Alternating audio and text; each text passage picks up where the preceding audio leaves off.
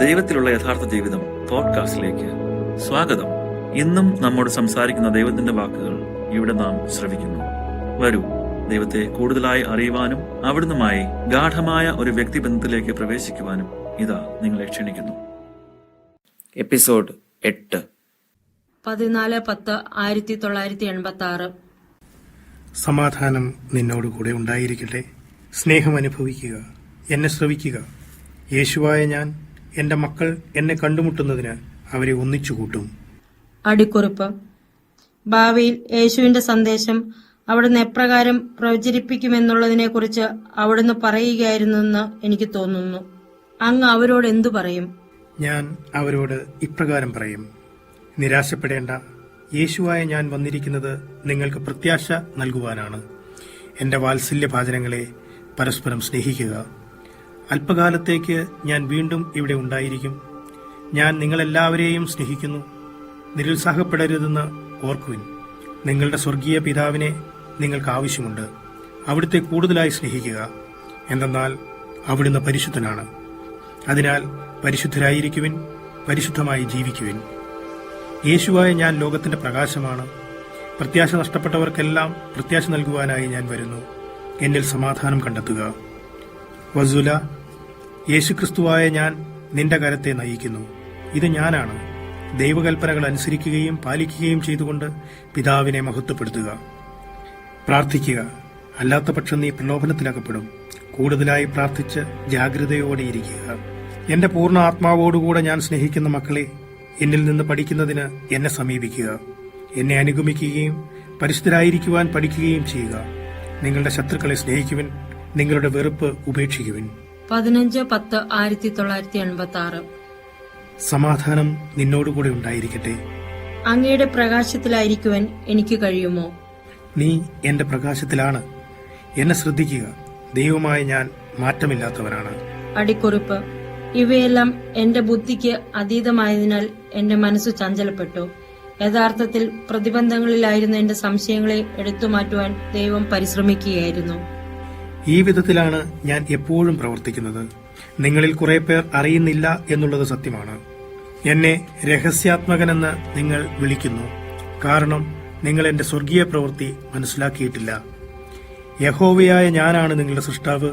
ദൈവമായ ഞാൻ അവിരാമമായി സൃഷ്ടി ചെയ്യുന്നു. എന്റെ സൃഷ്ടിയെ അത് ആയിരിക്കുന്നതുപോലെ സ്വീകരിക്കുക. ഞാൻ ഹെബ്രായ നേതാക്കളോടൊപ്പമായിരുന്നപ്പോൾ എന്റെ വിളികൾ അവർ കേട്ടു സ്വീകരിച്ചു. എന്നെ അംഗീകരിച്ചുകൊണ്ട് അവർ എന്നെ സ്വീകരിക്കുകയും എന്നെ ആരാധിക്കുകയും എന്നെ വിളിച്ചപേക്ഷിക്കുകയും ചെയ്തു.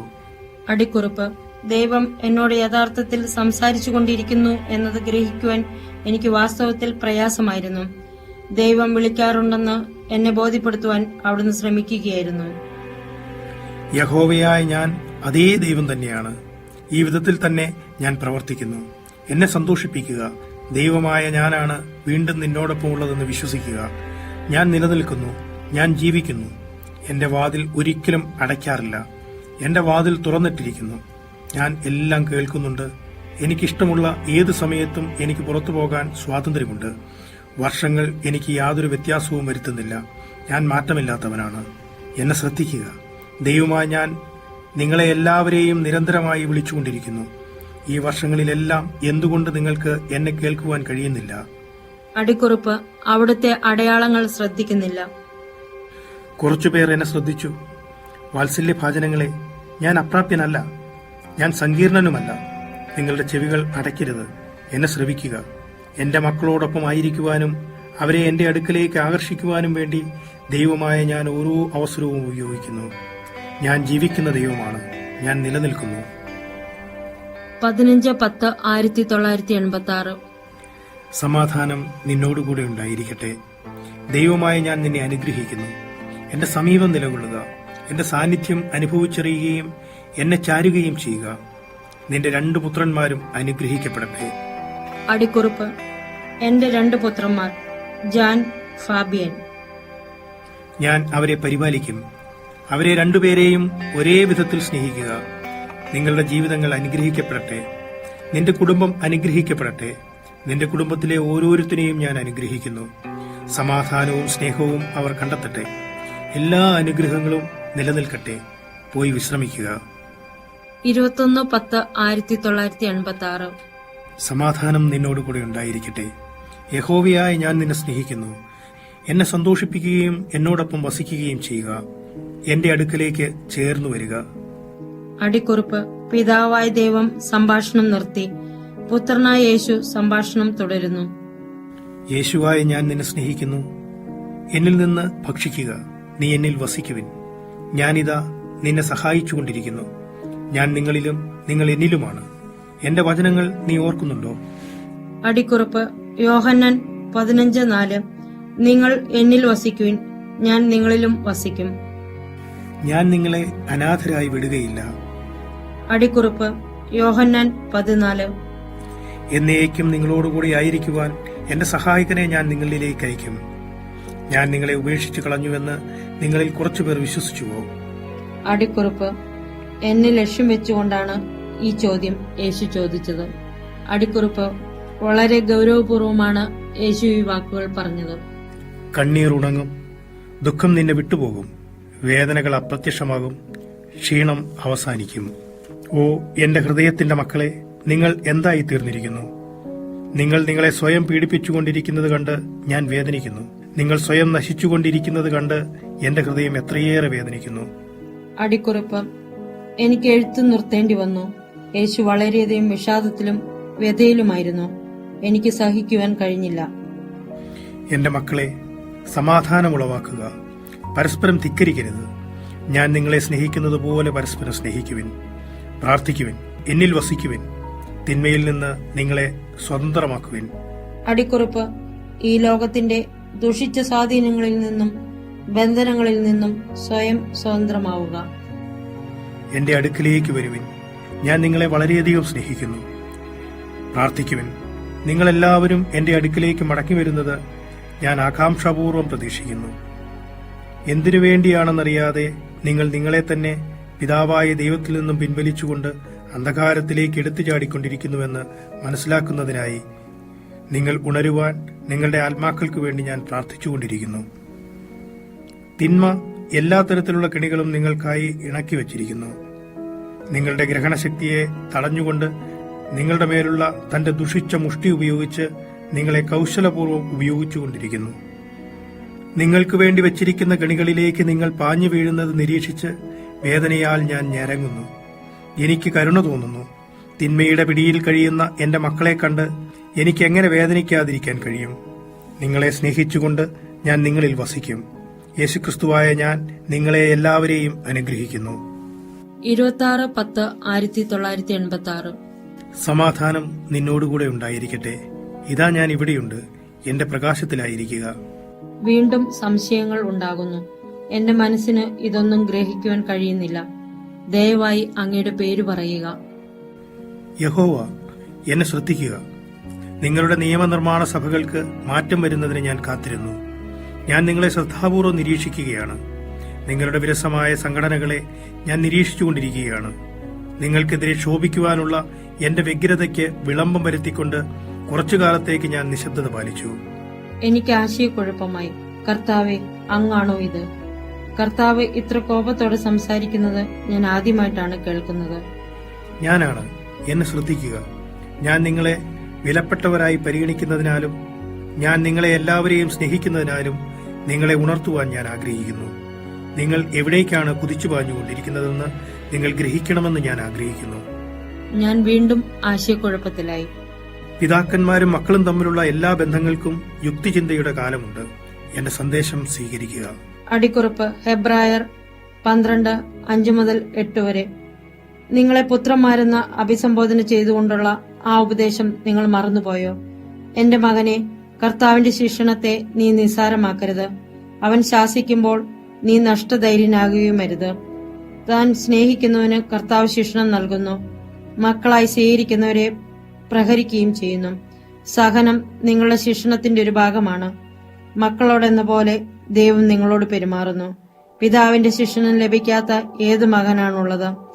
എല്ലാവർക്കും ലഭിക്കുന്ന ശിക്ഷണം നിങ്ങൾക്കും ലഭിക്കാതിരുന്നാൽ നിങ്ങൾ മക്കളല്ല, ജാരസന്താനങ്ങളാണ്. എന്നെ ശ്രദ്ധിക്കുക.